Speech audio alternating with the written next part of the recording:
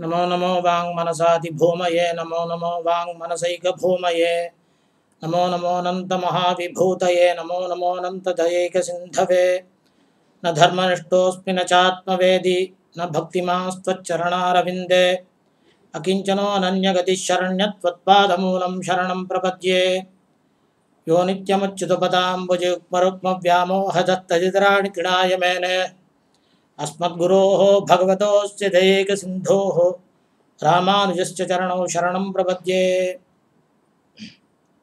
இன்றைய அமிர்தவாணி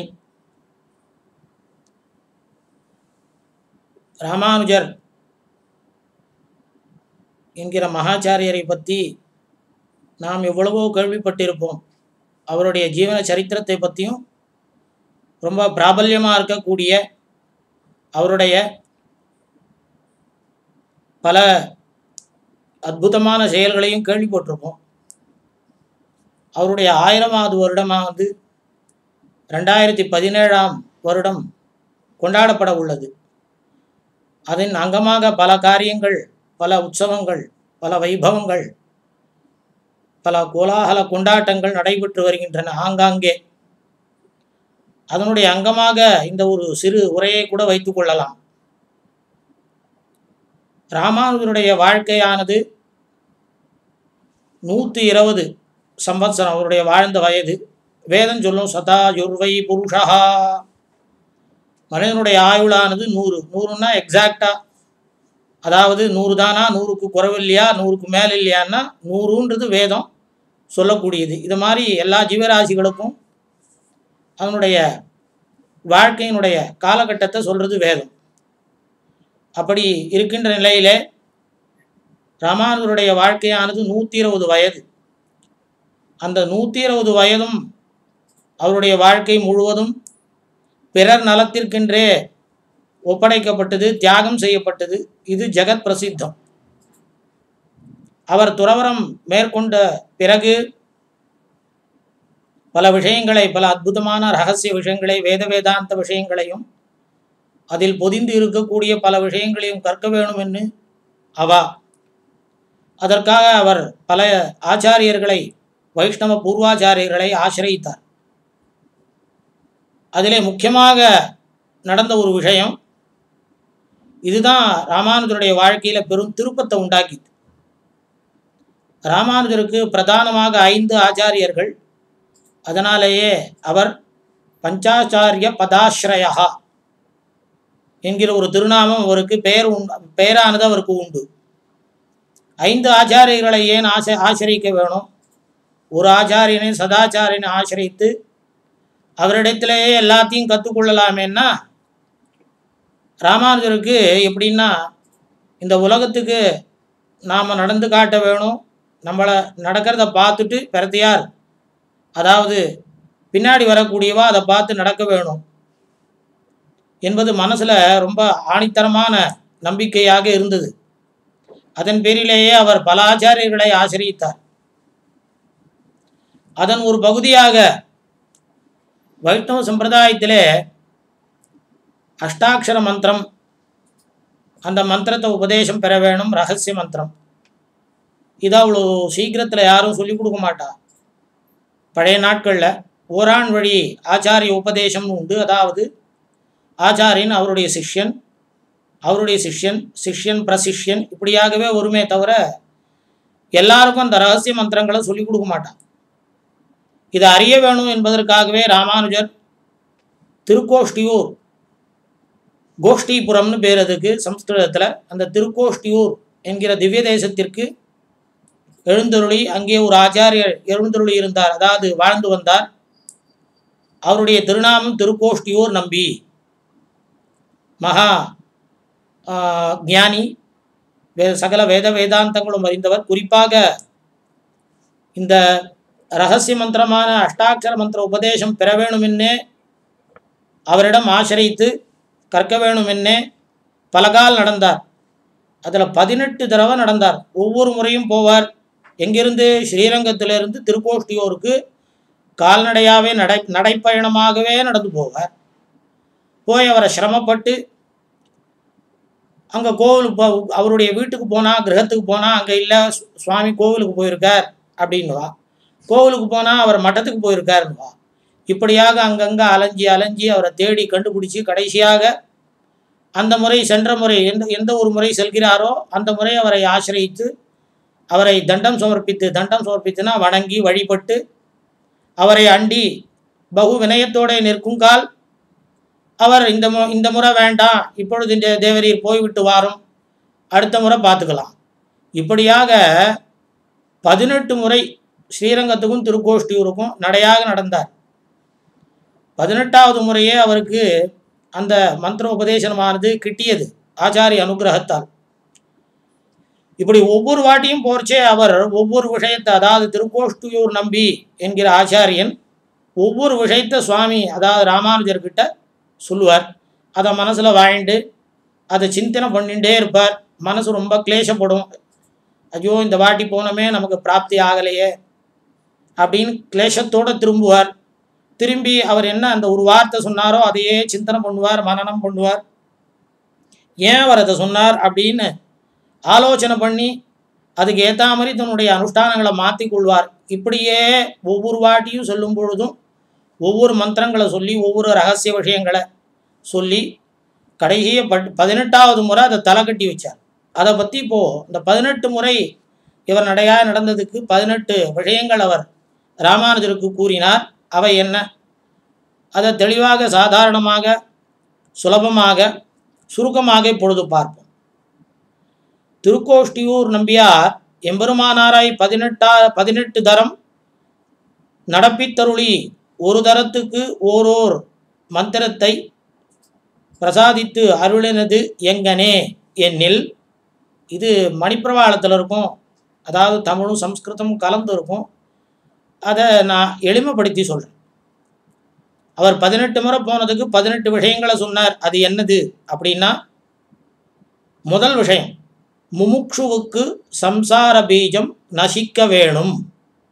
முதல் தடவை போய் கேட்ட உடனே அவர்கிட்ட சொல்கிறார், முமுக்ஷுனா யாரு? மோட்சத்தை விரும்புபவன், அதில் இச்சை உள்ளவன். அதாவது நச்ச புனராவர்த்ததேன்னு அந்த ஒரு பகவானுடைய அந்த இருப்பிடமான மோட்சத்திற்கு சென்றால் திரும்ப வர முடியாது, வர வேண்டிய நிர்பந்தம் இல்லை. அப்படிப்பட்ட ஆத்மாக்களுக்கு முமுட்சுக்கள்னு பேர். அதை முன்னிட்டு இவர் என்ன சொல்கிறாருன்னா, அதாவது திருக்கோஷ்டியூர் நம்பி முமுட்சுவுக்கு சம்சார பீஜம் நசிக்க வேணும். சம்சார பீஜம்னா இங்கே நாம் இந்த நிலவுலகத்திலே பிறப்பது இறப்பது, புனரப்பி ஜனனம் புனரப்பி மரணம், இப்படியாக இந்த சக்கரமானது சுற்றி கொண்டே இருக்கும். இது எதனாலன்னா இந்த சம்சார பீஜம், இந்த சம்சாரத்துக்கு அடிப்படையாக விளங்கக்கூடிய விதை. இந்த சம்சார பீஜமாகிய விதை சம்சார சாகரத்தில் நம்மளை அப்படியே கீழே கொண்டு அழுத்தி தள்ளும். இதிலிருந்து மீண்டு வர வேணும். அதனால் முதல் வார்த்தை சொன்னார், சம்சார பீஜம் நசிக்க வேணும். நசிக்கிறது எங்கனே என்னில், அது எப்படி நசிக்கும்? அப்படி அந்த சம்சார பீஜமானது எப்படி அழிந்து போகும்? அது எப்படி முடியும்? என்னில் பாரியா புத்திராதிகள் பக்கல்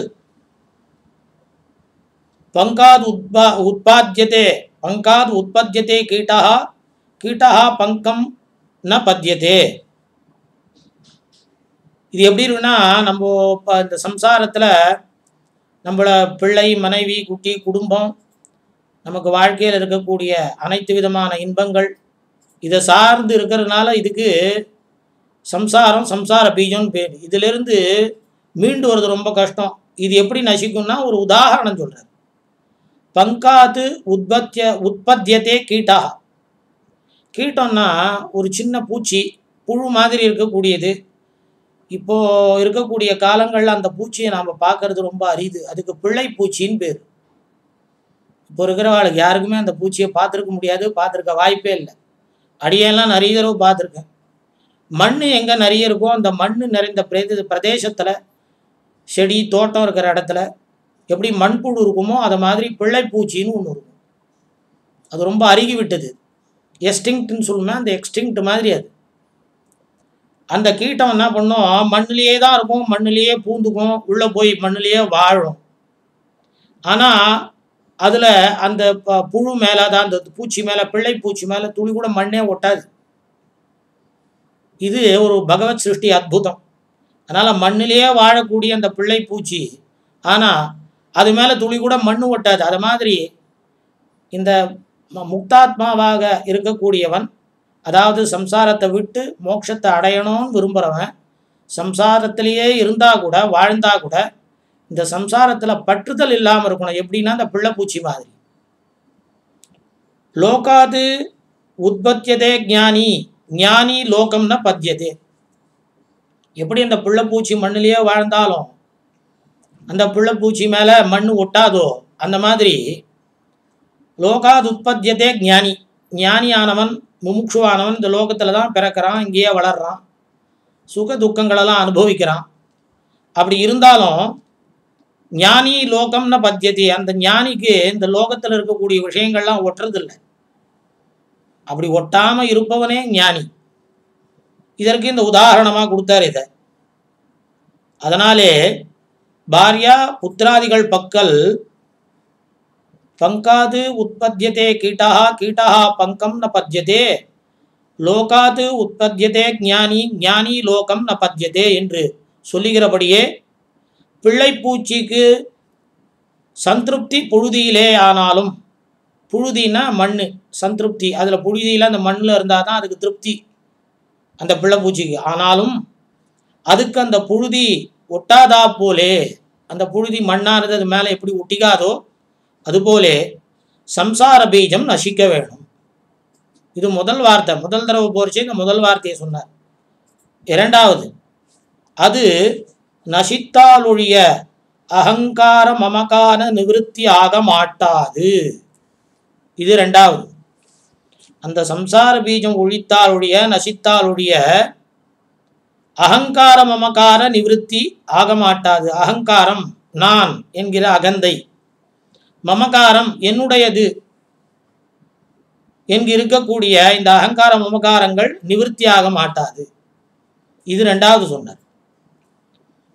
அகங்கார மமகார நிவிருத்தி எங்கனே என்னில், இந்த அகங்காரம் நான்கு, நான் என்கிற அகந்தை, என்னுடையது எல்லாமே என்னுடையது என்கிற இந்த நினைப்பு நிவிருத்தி, இது நம்மளை விட்டு தொலையணும். இது எப்படி எங்கனே என்னில், அகங்காரம் கர்வம், அகங்காரமானது கர்வம். அகங்காரத்துக்கு இன்னும் மற்றொரு இது இருக்குது, இதுக்கு அர்த்தம் பொருள் இருக்குது. அகங்காரம்னா தன்னைத்தானே உணர்வது, செல்ஃப் ரியலைசேஷன் சொல்லுவோம். அதாவது ஆத்ம ஞானத்துக்கு அகங்கார அப்படின்னு ஒரு அர்த்தம் உண்டு. இங்கே அது இல்லை. அகங்காரம்ன்றது கர்வம். முதல்ல கர்வம் ஒழியணும். மமகாரம், மமகாரம்னா மாத்சரியம், மாத்சரியம் மத்சரஸ்ய பாவா மாத்சரியம். இது இந்த மாத்சரியம் ஒழியணும்.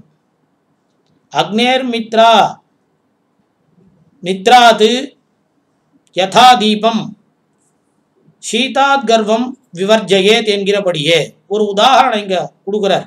இந்த அகங்கார மமகாரம் எப்படி ஒழியணும்? அக்னேஹே மித்ராத் யதா தீபம், தீபமானது எப்படி ஒரு அக்னியிலிருந்து ஏற்பட்டு அந்த தீபமாக நெருப்பாக ஒளியாக திகழ்கின்றதோ, அதே தீபமானது ஷீதாத்து கர்வஹா விவர்ஜயேத், அது காற்றினுடன் சம்பந்தம் ஏற்படும் போது அது அதனுடைய அந்த உத்வேகமானது, அந்த உஜ்வாலையானது, அந்த தீப்பொறிகளுடன் இருக்கக்கூடிய அந்த தகிக்கக்கூடிய தன்மையானது நசித்து போகும். அது என்னன்னா அந்த சீதத்தினால, காற்றுல இருக்கக்கூடிய அந்த குளிர்ந்த தன்மையினால அது அடங்கி போடும். அந்த மாதிரி நம்மக்கிட்ட இருக்கக்கூடிய அகங்கார மமகாரங்கள்லாம் ஒழிய வேணும். சீதளமான காற்றிலே அமர்ந்தா போலே அகங்கார மமகாரம் நிவிருத்தி ஆக வேணும். இது ரெண்டாவது சொன்னார். மூணாவது, அகங்கார மமகார நிவிருத்தியானால் ஒழிய தேக அபிமானம் போகாது. மூன்றாவது சொல்றார். மூணாவது தடவை போர்ச்சே ராமானுஜர் அவர்கிட்ட இந்த விஷயத்தை சொல்றார். என்ன சொல்றார்? அகங்கார மமகார நிவிருத்தி, இது ரெண்டும், அகங்கார மமகாரம் இது ரெண்டும் நம்மளை விட்டு போனோம். ஆனால் ஒழிய இது போகாட்டா தேக அபிமானம் போகாது. நம்ம தேகம், இது என்னுடைய அழகான தேகம், நான் அழகா இருக்கேன், என் உடம்பு நன்னா வலிமையாக வளர்ந்துருக்கு, நான் இந்த ஆடைகளை போட்டுக்கொண்டால் நன்றாக இருக்கிறேன், என் உடம்பு நல்லா ஹெல்த்தியாக இருக்குது, அதாவது எந்த விதமான வியாதிகளும் இல்லாமல் இருக்குது, இப்படி தேக அபிமானம் நம்ம சரீரத்தை பற்றி எப்பவும் நாம் நினைத்து கொண்டே கொண்டாடி கொண்டே இருக்கக்கூடியது. இந்த சரீர அபிமானம் போகாது. நான்காவது சொல்றார், தேகாபிமானம் போனாலுடைய ஆத்ம ஞானம் பிறக்க மாட்டாது. இந்த தேக அபிமானம் நம்ம உடல் பேரிலே இருக்கக்கூடிய அபிமானம் இது ஒழிந்தால் ஒழிய ஆத்ம ஞானம் பிறக்காது. நம்ம ஆத்ம ஞானம், நம்ம ஆத்மான்றது என்ன, இந்த பரமாத்மா ஜீவாத்மா இவாவுடைய சம்பந்தம் என்ன, சேஷன் யாரு சேஷி யாரு, இந்த அஜித்தான லோகத்துக்கும் இந்த ஜீவாத்மாவுக்கு என்ன சம்பந்தம், இந்த அஜித்தை சார்ந்து இருக்கக்கூடிய இந்த ஜீவாத்மா பரமாத்மாவான எம்பெருமான் ஸ்ரீமன் நாராயணனுக்கு அங்கபூதமாக எப்படி இருக்குது, இந்த மாதிரி பல விஷயங்கள் இருக்கு. இதை விசதமாக பார்க்க வேணும், விரிவாக சுருக்கமாக சொல்லப்படுகிறது. அப்போது தேகாபிமானம் ஆத்ம ஞானம் பிறந்தாருடைய போகாது. அடுத்தது ஐந்தாவது சொல்றார், ஆத்ம ஞானம் பிறந்தாலுடைய ஐஸ்வர்ய போகாதிகளிடத்தில் உபேட்சை பிறக்காது. ஆத்ம ஞானம் பிறந்தாலுடைய நமக்கு நாம யார், இந்த சரீரமா என்று கேட்டால் நாம் இந்த சரீரம் இல்லை, அந்த ஆத்மா, அதாவது ஜீவாத்மா பரமாத்மாவுடைய அங்கபூதமாக இருக்கக்கூடிய ஒரு ஆத்மா, ஜீவகோட்டியில் ஒன்று. இப்படி இருக்கக்கூடிய ஆத்ம ஞானம் பிறந்தாலுடைய ஐஸ்வர்ய போகாதிகளில் உபேட்சை பிறக்காது. அபேட்சை உபேட்சை ரெண்டு. அபேட்சைனா விருப்பப்பட்டு நமக்கு கிடைக்கணும்னு நினைக்கிறது, வேணும்னு கேட்டுக்கிறது, இல்லை வேணும்னு நினைக்கிறது. உபேட்சைனா உதாசீனமாக வேண்டாம், இது நமக்கு தேவையில்லை அப்படின்னு உதாசீனமாக இருக்கக்கூடியது, இதுக்கு உபேட்சை. இந்த உபேட்சை பிறக்காது. எதில்? ஐஸ்வர்ய போகாதிகள். ஐஸ்வர்ய போகாதிகள்னா நம்ம வாழக்கூடிய வாழ்க்கைக்கு வேண்டிய எல்லா விதமான செல்வங்கள். இந்த செல்வங்களை அனுபவித்தல், சரீரத்தை கேவலம் இந்த சரீரத்தை பேணுவதற்கென்று இவைகளை அடைய வேணும், இவைகளை அனுபவிக்க வேணும். இவைகளிடத்தில் உபேட்சை பிறக்காது. அதாவது இது நமக்கு வேணான்ற எண்ணம் ஏற்படாது. ஆறாவதா சொல்றார், ஐஸ்வர்ய போகாதிகளிடத்தில் உபேட்சை பிறந்தாலுடைய பகவத் பிரேமம் பிறக்க மாட்டாது. நம்ம இந்த ஐஸ்வர்யம் அதாவது செல்வங்கள் இவை வேண்டான்னு நினைச்சாதான் பகவான் இடத்துல நமக்கு பிரேமம், பிரேமம்னா பக்தி, பிரேமம், அன்பு, காதல் ஏற்படும். இது இந்த பெருமாள் இடத்துல பகவான் இடத்துல அன்பு ஏற்படணும்னா, பிரேமம் ஏற்படணும்னா, பக்தி வளர்ந்து பிரேமம் ஏற்பட வேணுமென்னால் இந்த ஐஸ்வர்ய போகங்கள்லாம் ஒழிய வேணும். இதை சொல்றார். ஆறாவது தடவை போர்ச்சே சொன்னார். ஏழாவது தடவை, பகவத் பிரேமம் பிறந்தாலுடைய விடயாந்தர ருச்சி விடாது. பகவத் பிரேமம்னா பகவான் இடத்துல ஏற்படக்கூடிய பக்தி, பிரேமம், அன்பு, அது பிறந்தாலுடைய விஷயாந்தர ருச்சி. விஷய அந்தர ருச்சி பல விஷயங்கள் நம்ம வாழ்க்கையில் உண்டு. வாழக்கூடிய வாழ்க்கையில் எதையோ நினைப்போம், அதில் நமக்கு ருச்சி ஏற்படும். ருச்சின்னா அதில் ஒரு சுவை ஏற்படும். மனதால் சுவைப்போம், அதை வாயால் பேசி சுவைப்போம், சரீரத்தால் அதை உண்டு சுவைப்போம்.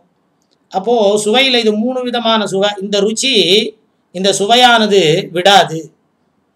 எப்பொழுது? பகவத் பிரேமம் பிறந்தாலுடைய.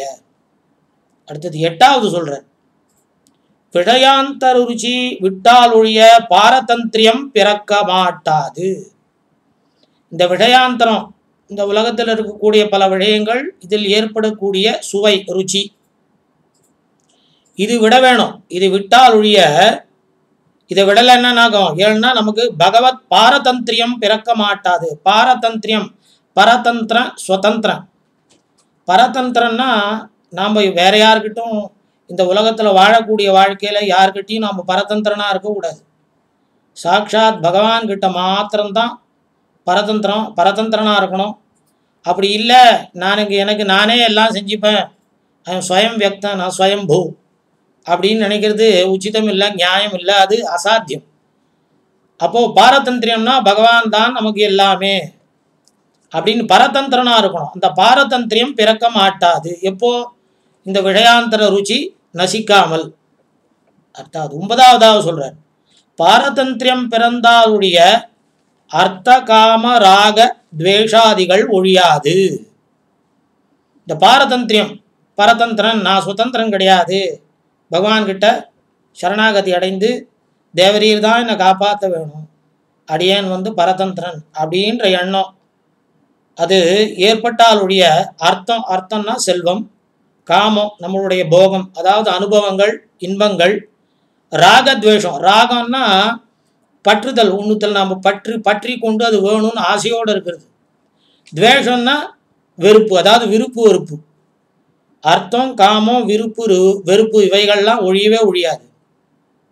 அடுத்தது 10வதா சொல்றார். 10வது முறை ராமானுஜர் போகும்பொழுது அவரிடம் சொல்வது, ராகத்வேஷாதிகள் ஒழிந்தால் ஒழிய ஸ்ரீ வைஷ்ணவத்துவம் கைகூடாது.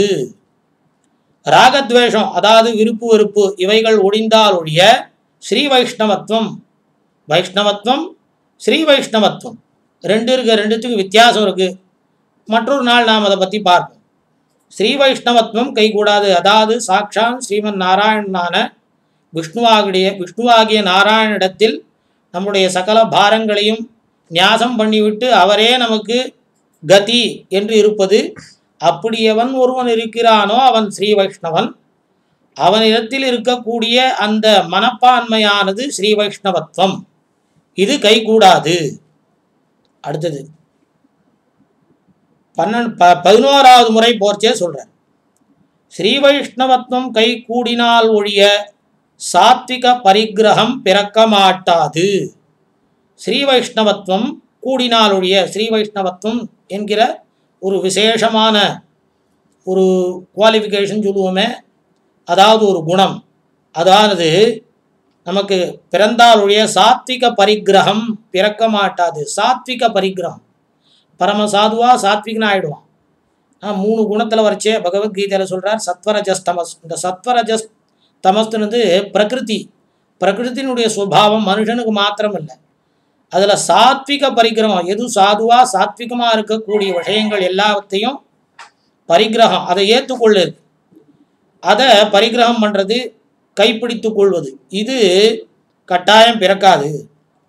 12வது விஷயம் சொல்றார், சாத்விக பரிகிரகம் பிறந்தால் ஒழிய பாகவத பரிகிரகம் பிறக்க மாட்டாது. சாத்விக பரிகிரகம் பிறந்தால் ஒழிய, சாத்விக பரிகிரகம்னா இந்த மாதிரி சாதுவா சாத்விகனா இருக்கக்கூடிய ஒரு வாழ்க்கை, மனதாலும் வாக்கினாலும் செயலினாலும் சாதுவாக இருப்பது, சாத்விகனாக இருப்பது, இது பிறந்தால் ஒழிய பாகவத பரிகிரகம் பிறக்க மாட்டாது. பாகவத பரிகிரகம்னா பகவத் பக்தா பாகவதா, அந்த ஸ்ரீமன் நாராயணனான எம்பெருமானுக்கு அடிமைப்பட்டிருப்பது, அவன் பாகவதன், ஸ்ரீ வைஷ்ணவன், பரம சாத்விகன். அந்த பாகவத பரிகிரகமானது பிறக்க மாட்டாது. 13வது சொல்றார், பாகவத பரிகிரகம் பிறந்தாலுடைய பகவத் பரிகிரகம் பிறக்க மாட்டாது. பாகவத பரிகிரகம் அதாவது பரம பக்தனான பகவத் பக்தனான ஸ்ரீ வைஷ்ணவர்கள், பாகவதர்கள், அவர்களை பரிகிரகிப்பது, அவர்களை நாடியிருப்பது, அவர்களை எப்பொழுதும் மனதில் நினைத்து அவர்களுக்கு கைங்கரியம் செய்ய வேணும் என்ற நினைப்புடன் இருப்பது, இது பிறந்தாலுடைய பகவத் பரிகிரகம் பிறக்க மாட்டாது. பகவானிடத்துல பற்று ஏற்படாது. பற்று முதல்ல பாகவதர்கள் இடத்துல ஏற்பட வேணும், பகவத் பக்தர்களிடத்தில் ஏற்பட வேணும். அது அந்த பகவத் பக்தர்களான ஸ்ரீ வைஷ்ணவர்களிடத்தில் பற்று ஏற்பட்டால் அது பகவானிடத்தில் பற்றை அதாவது பிடிப்பை ஏற்படுத்தும். அதை தான் இங்கே சொல்றார். 14வதாக, பகவத் பரிகிரகம் பிறந்தாலுடைய அனன்ய பிரயோஜனமாக மாட்டான். பகவத் பரிகிரகம் அந்த பகவானை பற்றி இருப்பது, சரணாகதி பண்ணி பற்றி இருப்பது, அப்படி பற்றி இருக்கும் நிலை பிறந்தாலுடைய அனன்ய பிரயோஜனாக மாட்டான். அந்நிய பிரயோஜனம், அனன்ய பிரயோஜனம். அந்நிய பிரயோஜனம்னா எதையாவது நமக்கு பிரயோஜனமாக நினைச்சிட்டு இருக்கிறது. அனன்ய பிரயோஜனம் எந்த பிரயோஜனமும் எந்த விதமான பலனையும் எதிர்பார்க்காக இருப்பது. அப்படி இருக்கக்கூடிய ஒரு வாழ்க்கை, அதை நடத்துபவன் அப்படி ஆக மாட்டான். 15வது, அனன்ய பிரயோஜனாகாதே அனன்யாரசேஷ பூதனாகான். இந்த அனன்ய பிரயோஜனனாக அவன் ஆளன்னா அனன்ய அர்ஹ சேஷ பூதனாக மாட்டான். அனன்யார்க சேஷபூதன், அனன்ய அர்க சேஷபூதன், அதாவது பெருமாள் பகவான் சேஷி, தான் சேஷன், அவருக்கு அடிமைப்பட்டவன் என்கிற ஒரு மனப்பான்மை அவனுக்கு ஏற்படாது. அடுத்தது 17வது, அனன்ய சரணனாகாதே அதிகாரி புருஷனாக மாட்டான். இப்படி பகவானுக்கு நான் அடிமைப்பட்டவன், கிஞ்சனோ அனன்யகதி சரண்யான்னு ஆளவந்தார் பிரார்த்திக்கிறார் யமுனாச்சாரியர். அது மாதிரி அனன்ய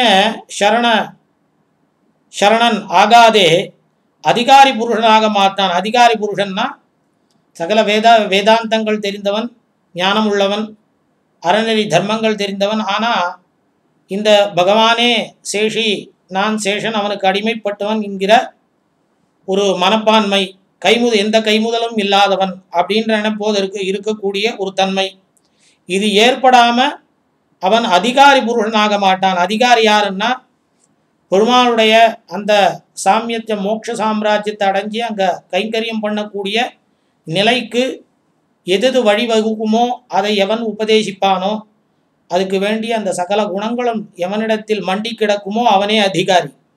அப்படிப்பட்ட அதிகாரியாக மாட்டான். 17 முறை சொல்லிவிட்டு 18வது கடைசி முறையில் போர்ச்சே ராமானுஜருக்கு அந்த திருக்கோஷ்டியூர் நம்பி சாதித்தது. அதிகாரி புருஷன் ஆனவனுக்கே திருமந்திரார்த்தம் கைகூடும். இப்படி அதிகாரி புருஷனாக எவன் ஆகின்றானோ, இதுக்கு முன்னாடி சொன்ன 17 விஷயங்களையும் மனசில் ஊன்னி நினச்சி அதை வாழ்க்கையில் வாழ்ந்து அனுபவித்து அந்த ஒரு மெச்சூரிட்டின்னு சொல்லுவோமே, மனப்பக்குவம், அது ஏற்படுகின்ற ஒருவனுக்கு மட்டுமே திருமந்திரார்த்தம், திருமந்திரம்னா அஷ்டாட்சர மந்திரம். அந்த அஷ்டாட்சர மந்திரத்தினுடைய பொருள், இயல்பான பொருள், ஆழமான பொருள், உண்மையான பொருள், நேர்த்தியான பொருள், கலப்படம் இல்லாத பொருள், இப்படிப்பட்ட அந்த திருமந்திரம், திருவெட்டெழுத்துன்னு தமிழில் சொல்லுவோம். அந்த அஷ்டாட்சர மந்திரத்தினுடைய அர்த்தம் கைகூடும். உபதேசம் பண்ணால் கூட அப்போதான் மனசில் புரியும். இது எல்லாம் கிடைச்சாதான் அது புரியும். இப்படி 18 தரம் எழுந்தருளின எம்பெருமானார்க்கு 18 ரகசியங்கள் நம்பி அருளி செய்த கிரமம். இப்படியாகவே 18 தடவை ராமானுஜர் போய் கடைசியாக இந்த திருமந்திரார்த்தம் கைகூடும் என்கிற விஷயத்தை சொல்லி அவருக்கு அந்த மந்திரோபதேசம் செய்து அவரை ஆளாக்கி வைத்தார் என்பது சரித்திரம். இதை பற்றி மேற்கொண்டு அடுத்த முறை சந்திப்போம். நன்றி, வணக்கம்.